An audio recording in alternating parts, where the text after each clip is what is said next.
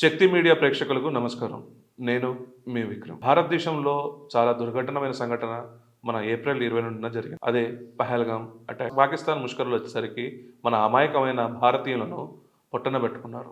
దానికి కౌంటర్గా మన భారతదేశ ప్రభుత్వం ఆపరేషన్ సింధూర్ పేరిట అక్కడ ఉగ్రవాద స్థావరాలను పొట్టబెట్టడం జరిగింది. ఆపరేషన్ సింధూర్గా కౌంటర్ అటాక్గా వాళ్ళ మిలిటరీ ఫోర్సెస్ ఉపయోగించేసి అమాయకులైన ప్రజల మీద అటాక్ చేయడం స్టార్ట్ చేశారు. దాంట్లో అమాయకులైన ప్రజలు మన భారత జవాన్లు కొంతమంది మరణించడం జరిగింది. అయితే ఇదిలా ఉండగా ఫ్రెండ్స్, దీనికి మీడియేషన్ చేద్దామనేసి అమెరికన్ ప్రెసిడెంట్ డొనాల్డ్ ట్రంప్ ఇరు దేశాల మధ్య ఒక సంధి చేద్దామనేసి వచ్చి పెద్దన్న పాత్ర పోషించిండు. దీనికి ముఖ్య కారణం ఏంటంటే అక్కడ వరల్డ్ బ్యాంక్లో IMF ద్వారా వీళ్ళు $2 బిలియన్ అప్పుగా అడిగారు పాకిస్తాన్ వాళ్ళు. ఈ అప్పుకు షరతుగా ఇస్తాను, ఇది మీ దేశానికి యూజ్ అవ్వాలి, కానీ మీరు మళ్ళీ టెర్రరిజంకి ఈ ఫండింగ్ అనేది ఇచ్చేసి ఇది భారత్ మీద చేస్తే మేము ఇచ్చే డబ్బులు కూడా వేస్ట్ అవుతాయి అని చెప్పి వీరు అటు ఇవ్వడం, వీళ్ళు ఒక షరతు పెట్టారు.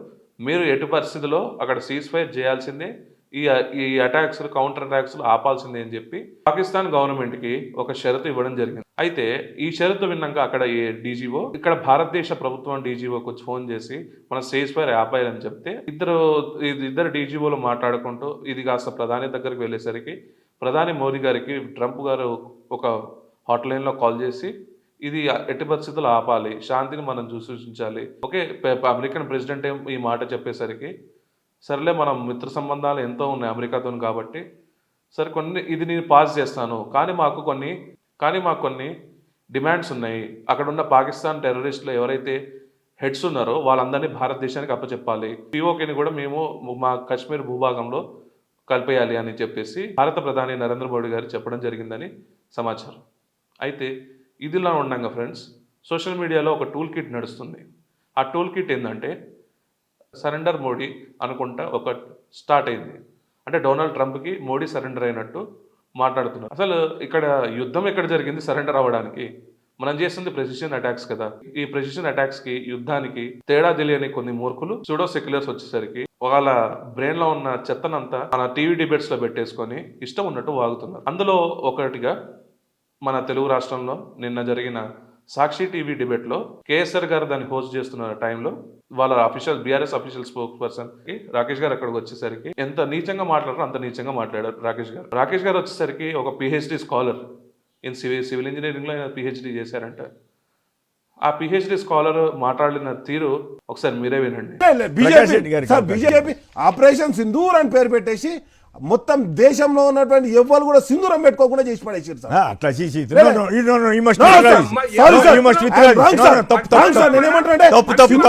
దాని పేరు పెట్టుకొని మతాన్ని అడ్డం పెట్టుకొని దేశాన్ని వెళ్ళడానికి ప్రయత్నం చేస్తున్నారు. ఎక్కడ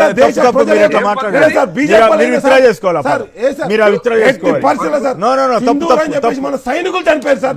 ఈ మోడీ ఇంతవరకు బయట కూడా కనిపించలేదు.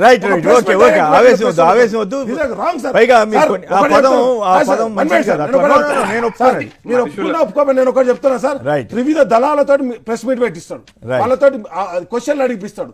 అదే విధంగా ఇస్రో తోటి ప్రెస్ మీట్ పెట్టిస్తాడు. ప్రధానమంత్రి ఎందుకు ప్రెస్ ముందర రాడు సార్? పెట్టారు కదా, వీడియో రిలీజ్ చేసి ఎక్కడున్నాడు? మిత్రులారా, ఏం మాట్లాడుతున్నాడో.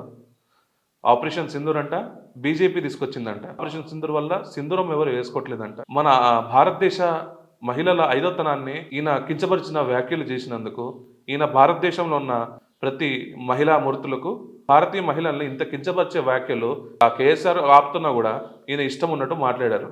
దీనికి BRS పార్టీ సపోర్ట్ చేస్తుందా లేక BRS పార్టీ నుంచి సస్పెండ్ చేస్తుందా వేచి చూడాల్సి ఉంది. అయితే ఈయన ఇంకోటి ఏం మాట్లాడుతున్నాడంటే ప్రెస్ మీట్స్ వచ్చేసరికి ఆర్మీ చీఫ్స్ పెట్టొద్దంట కానీ only Narendra Modi press meet కి వచ్చేసి మాట్లాడాలంట. యుద్ధంలో లైవ్ లో చూసిన వాళ్ళు మాట్లాడాలా, లేకపోతే భారతదేశంలో ఉంటూ సపోర్ట్ ఇస్తున్న మోడీ గారు మాట్లాడాలా? ఒక క్వశ్చన్ ఆ మేధావి అయినా ఆ PhD స్కాలర్ అయినా రాకేష్ గారికి నేను చెప్తున్నా. అయితే ఈ తెలంగాణలో ఒక రాజకీయ సంస్కృతి ఉంది ఫ్రెండ్స్. ఏంటంటే కొంతమంది సెక్టర్ ఆఫ్ నాయకులు అది మంచున్నా చెడున్నా మన ఇష్టం ఉన్నట్టు వాగితే జనాల నోట్లో మనం నాంతం, సో మనకి క్రేజ్ పెరుగుతుంది అని చెప్పేసి ఒక నాయకుడి నుంచి ఇంకో నాయకుడికి ఇది పాస్ అవ్వకుండా వాళ్ళ అల్గారిథం సెట్ చేసుకుంటున్నారు. సో ఒక మంచి ఫలం ఉన్న చెట్టుని రాయేసి కొడితే ఏమవుతుందా అని ఇది చేస్తున్నారు. కానీ వీరందరికీ ఒక సర్ప్రైజ్ గిఫ్ట్ ఉంది. అదేంటంటే ఈ వీక్ కానీ నెక్స్ట్ వీక్ కానీ జరగబోయే భారతదేశంలో పాకిస్తాన్ మధ్య జరగబోయే పరిణామాల్లో మీరు లైవ్లో చూస్తారు. మీరు మాట్లాడిన ఈ ఆపరేషన్ సింధూర్ పేరిట మీరు చేసిన వ్యాఖ్యల వల్ల అటు ఆర్మీ జవాన్లను, అక్కడ మన త్రివిధ దళాలను, ఇక్కడ మన భారతదేశంలో ఉన్న మహిళా మూర్తులను అందరినీ అవమానించినట్టు మీరు ఈ వ్యాఖ్యలను భారతీయ రాష్ట్ర సమితి బీఆర్ఎస్ వర్కింగ్ ప్రెసిడెంట్ ఉన్న కేటీఆర్ గారు ఏం చేస్తారో చూడాలి. అండ్ వీళ్ళకి సర్ప్రైజ్ గిఫ్ట్ ఏంది ఉందంటే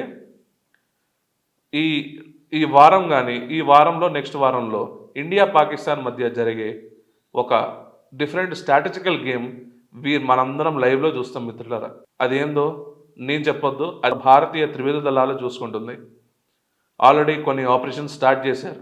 with in the country start చేశారు, outside the country start చేశారు, ఇన్ బిట్వీన్ ది కంట్రీ కూడా స్టార్ట్ చేశారు కొన్ని ఆపరేషన్స్.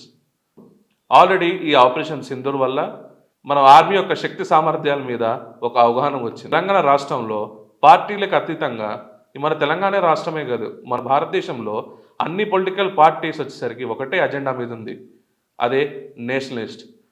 మనం కొట్టుకుందాం, కానీ మన దేశం మీద వస్తే ఎవరిని ఊరుకోమని చెప్పేసి ప్రతి లీడర్ నుంచి వస్తున్న మాట ఇది.